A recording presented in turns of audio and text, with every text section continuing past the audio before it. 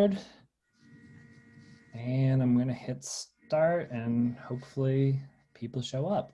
All right, here we go, guys. Thanks, Tom. No problem.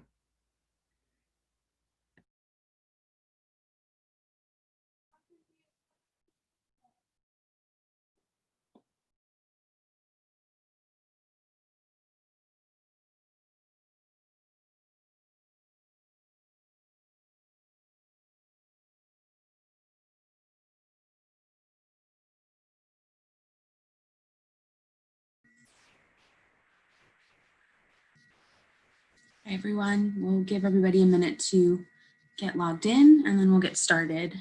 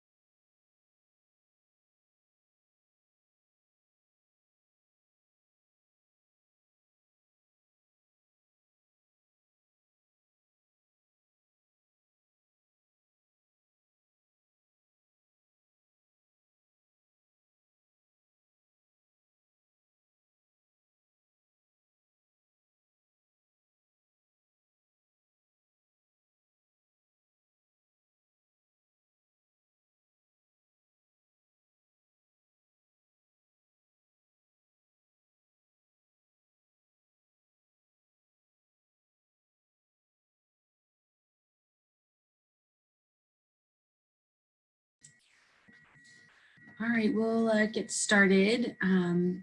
Welcome everybody to our student town hall. We wanted to do this again to allow students to have a space to ask questions. So we're going to do a brief presentation to go over some of the basics of testing, isolation, and quarantine. And then we really would like to have some questions. So you can use the Q&A feature on the bottom of the webinar and submit questions throughout the presentation. You don't have to wait until the end. If you think of anything, just pop it right in there and we will answer questions at the end. So we'll get started with introductions. I'm Kelsey, I'm the Director of Health Services, and on the panel with me, I have Miriam O'Neill, who is an isolation and quarantine coordinator, and Marguerite Youngren, who is also an isolation and quarantine coordinator, and then Dean Irish, Associate Dean of Students. So we'll start with the science of COVID, which is going to be Marguerite. Yep, thanks, Kelsey. If you could skip forward. Yep, we introduced ourselves, perfect. All right, and skip forward one more. Awesome. So we've been, Miriam and I have been working for a couple of weeks now with folks getting tested. And I think the question that I get asked most that I thought I would go over today, since I know you guys already have a basic understanding of COVID, and I don't want to repeat myself from last time, is, what are incubation periods? What are infectious periods, and how does that relate to quarantine and isolation? So this graphic you can see is a calendar depicting the incubation period, which is defined as the time when somebody is infected to when they start to develop symptoms. So basically it's the time when you pick up the virus and it builds enough in your system for you to either develop symptoms or have a positive test. For COVID, this can take from 2 to 14 days. We find the average is 5, but it can take up to 14 days, which is why the quarantine period is 14 days, because we're trying to see, did this close contact actually pick up the virus and it's replicated enough for them to be contagious to other people. So that's the quarantine period. And then next slide. So then the infectious period is the period when you're able to give the virus to other people. That can vary. You may show symptoms, you may not show symptoms. So the infectious period for COVID is between 2 to 14 days, which is why our isolation period is 10 days. There are a couple of requirements to come out of, to be cleared from isolation. So you have to have isolated for at least 10 days. Your symptoms have to be improving, and your fever, you must not have had a fever within the past 24 hours. And that's without the use of medications that would bring your fever down. So we're basing these off of the Massachusetts DPH requirements. Next slide. So this is kind of everything put together. So you can see that at the beginning, somebody sneezes on you, you pick up the virus. The incubation period is that time that, it's in your system, it's replicating to the point that you start to show symptoms, or get a positive test. And then that's your infectious period. You're most infectious towards the beginning of your infectious period. So when you first start to develop symptoms, or when you first test positive, that's when you're more likely to pass it on to other people. And then it eventually decreases with time. Next slide. So can you infect other people if you don't have symptoms? Absolutely. How do you know you're infectious if you don't develop symptoms? Because like I just said, some people just don't develop symptoms, or they develop very mild symptoms. And those symptoms are so general, it's, headache or cough or runny nose. You might think it's allergies or just a common cold, but it could actually be COVID. So it's hard to know. So what Holy Cross has decided to do is surveillance testing, which is, students getting tested twice a week, and picking up people that way. If your test comes back positive, but you don't have symptoms, how are we determining your infectious period? We determine, 2 days before your positive test, and then add 10 days. And again, that's from that infectious period. So as an example, let's say you test on Monday, your results come back Tuesday, your infectious period was 2 days before Monday's test, so Saturday, and then add another 10 days. So that's the time period that we're asking people to isolate so that they're not likely to pass it on to other people. And now I'm going to turn it over to Miriam, who's going to talk about isolation and quarantine. Hi, everybody. My name is Miriam O'Neill, as Marguerite said. So how infectious is COVID? So let's take a look here with influenza. It is about comparable to influenza in terms of infectiousness, but not as much as measles or MERS. Next slide, please. Okay, so why are we doing this? Why are we going through the exercise of testing folks and then isolating positives and quarantining their close contacts? This illustration depicts it. If we can start stopping the transmission, reducing the number of transmissions by each people, it immediately reduces it. You don't have this exponential spread. Next slide, please. Okay, so what really is the difference here? We use these two terms and they mean very different things to us. If you are infected, okay, which means that you're either symptomatic or you have a positive test, you are put into what is called isolation. That has a very defined period of a minimum of 10 days. If you are determined to be a close contact, you are placed into what is called quarantine. That is 14 days from the last day of contact with that positive or symptomatic person. We'll go more into that. How are we defining close contacts? Now, keep in mind that this is a little bit nuanced, but here are the basics.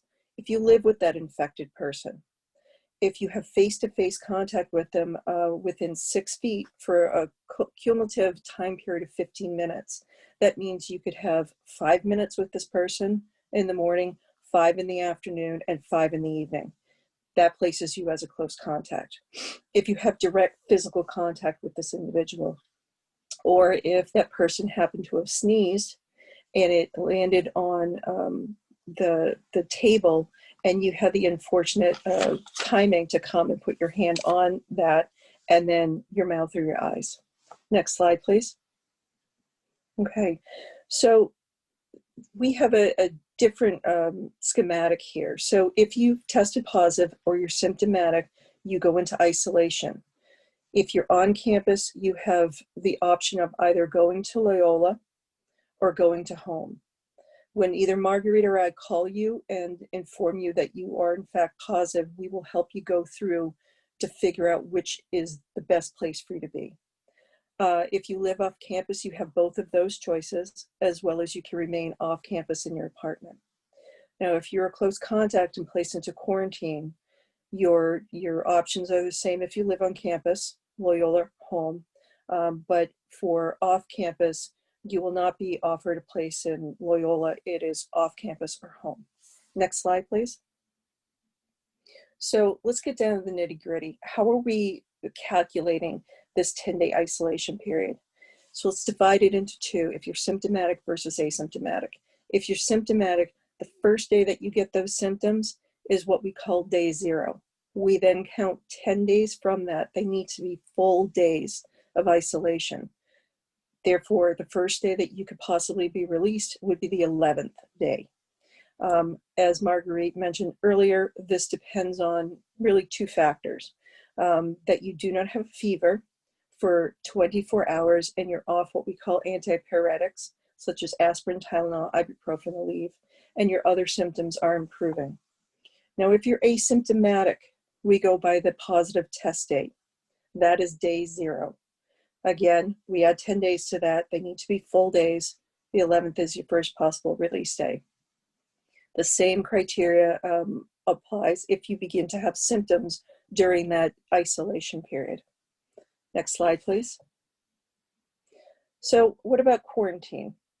So day 0 is going to be the last day of contact with a known symptomatic COVID positive person or somebody that is asymptomatic. It'll be beginning 48 hours prior to their positive COVID test day. And that extends all the way through the 10-day period of isolation. So in other words, somebody's in isolation, you come up, you want to bring somebody a book back or what have you, and you unfortunately bump into them while they're in isolation, and it's day 6 of their isolation.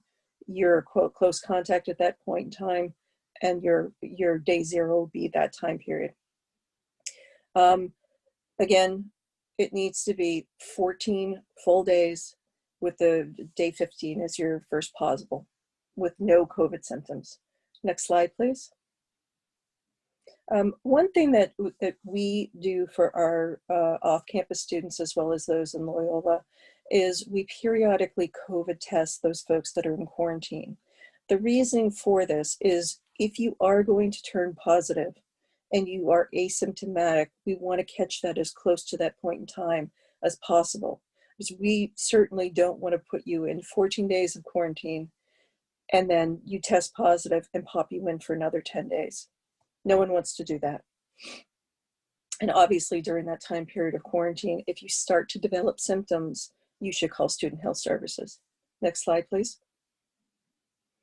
So after you've gone through your isolation period, there have been studies that have shown that you can continue to test positive for up to 90 days. You are not infectious during that time period. We also have seen some reinfections occur after 90 days. It's only been a handful of individuals at this point that we've seen that. Therefore, determination has been made that we will not COVID test you during that 90-day period. We will restart the COVID surveillance testing after that. However, if you do start to experience symptoms that are consistent with COVID, you should immediately call health services so that we can pull you in and COVID test you. For those of you that are off campus and have tested positive to COVID within the past 90 days, we are asking you to please send notification to Student Health Services and your test results to Kelsey. This is very important for a number of reasons. One, if you come in and test positive and are surveillance, we now have a problem. You're going to get a red badge. So no one wants the red badge. So we do ask you to do that. Next slide, please. And that is it. Dean Irish, all yours. Thank you, everybody. I wanted to talk just a little bit. It should be a reminder, a refresher for most folks about our expectations at the college. We started to push these out over the summer where students agreed to our community agreement related to our ability to what we thought would be in person in the fall, but certainly for our students that are accessing campus and the cohort of residential students, is that we really focused on reducing the risk. And the way that we're doing that is through adhering to the Massachusetts state limits on gatherings, making sure that we're practicing good social distancing, that all of us at Holy Cross are doing our daily symptom checking and being diligent about that. We also have a universal mask policy on campus to limit the exposure in the community. So really, the entire community pitching in to do what we need to do, not only on campus, but reducing that risk, for our students that live off campus as well. Okay. We have to have students report positive test results to health services, particularly the students that are living off campus that may not be in the testing protocol, although now many of them are. But if you had received a positive test at home and came back, or at CVS or some other health provider, we need to know that. We need to know that because it's likely you've come in contact with other Holy Cross students, and we need to do our contact tracing to make sure that we have a handle on that. And we didn't speak too much about the contact tracing. We talked about the isolation and the quarantining, but a big part of what Miriam and Marguerite have to do is interview folks to find out who they've had contact with, places they've been, so that we can, if there are positives, really get on top of that very quickly and make sure that spread doesn't continue. So we do need folks to be responsive when they're asked to call Margaret or call and speak with Margaret and Miriam, so that we can do that contact tracing. If folks are uncooperative, it's really hard for us to stop it. So we need good communication. You've got to be responsive. I know that there's many times they get a full voicemail box that's really frustrating, and sometimes you'll get a text message from them, but it's really important for that. Folks must comply with the isolation and quarantine. That's very important. And as was indicated, if people are not following through with that, they can have that clock have to be reset too. So that's the last thing you'd want to do, is go through and have to add more time to the time that you have to isolate. And certainly engage with us, engage with health services and other folks that are here at the college to help mitigate this. The last thing that I want to talk about is the requirement for folks that are living on campus and accessing campus for the 2-time-a-week testing. We just got our first reports in related to who's complying and who isn't complying, and so a lot of notices have been going out in the last day or so, and folks definitely need to come into compliance, because all it takes is a few students not to be compliant to jeopardize our ability to have all of these systems in place. So we know that some of the apps and the appointments are not initially intuitive, but after you have your first appointment, you can schedule a month out. So, you know, if you decide every you know, Tuesday and Thursday is going to be your testing days, you know, put that right on your calendar, book a month out, and make that part of your routine. You will find that we've instituted checkpoints now in campus with the library, with Hart Luth, dining. We'll have some other pop-up compliance spots as well, where the folks that are checking are only going to see if you're permitted in. They do not have the information about why you may not be in compliance or not. You know, that is kept with health services and Marguerite and Miriam. So, you know, the folks at the library just know that you're, you know, either okay or you're not okay, and you'll get directed. There's several reasons why someone can be out of compliance. But, you know, as we have a small group of folks on campus this semester, we are fully planning to have a full campus come spring. So all these efforts will likely remain in place and come January, you know, when we're starting to bring people back. Don't envision a lot of this really changing, you know, that quickly with these requirements. And we'll be happy to answer some of the questions that you might have related to these expectations at the end.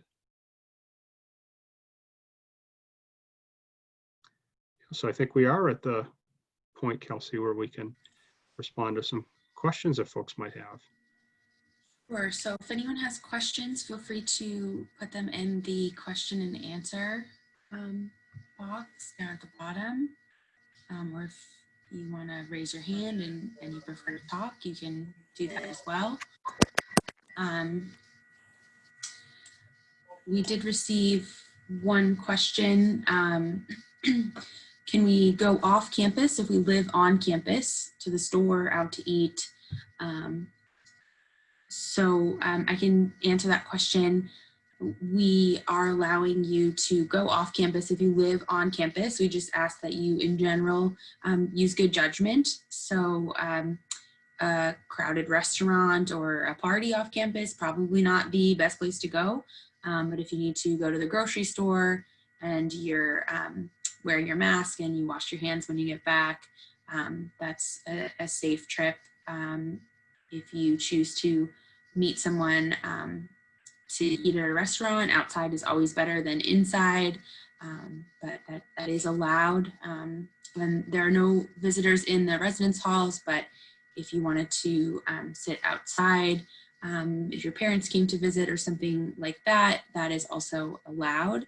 We understand this semester has been a little bit different, and we don't want anyone to feel isolated or lonely. So it is important to safely keep that socialization and stick with doing things outside is always safer, and with your kind of small bubble of friends that you know are also following the COVID guidelines. And folks will recall when we set up our plan to be residential this fall, we had originally thought that Thanksgiving was the time that everyone would go home. Massachusetts has some pretty strict travel restrictions for quarantining. So if you live in, you know, Maryland, and you wanted to go home for a long weekend, and you were to do that, you really could not come back to Massachusetts because you have to have that 14-day quarantine. And so when we had students move in, we had that set up for all the states that were under that quarantining requirement for travel. So if our residential students do end up going home for Thanksgiving to those states, they would be staying home through the finals period. But for others that would be, you know, either a little bit more local or intend to stay on campus, we do intend to be to have residential students through the finals period into December.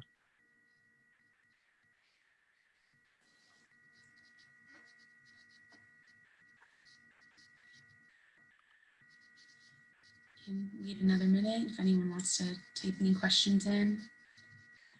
Paul, can you advance one more slide so they can see the email addresses? Thank you.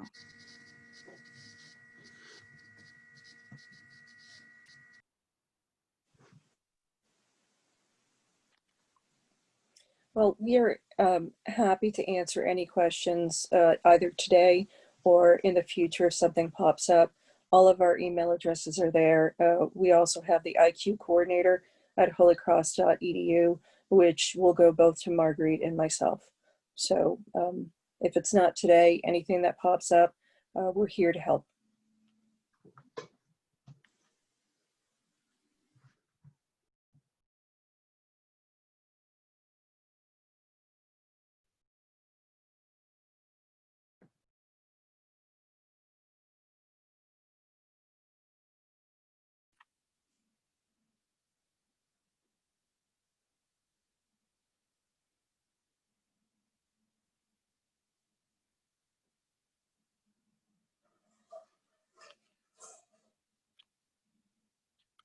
All right, looks like there aren't any more questions, so we'll wrap it up. And again, email us if you have any questions, folks.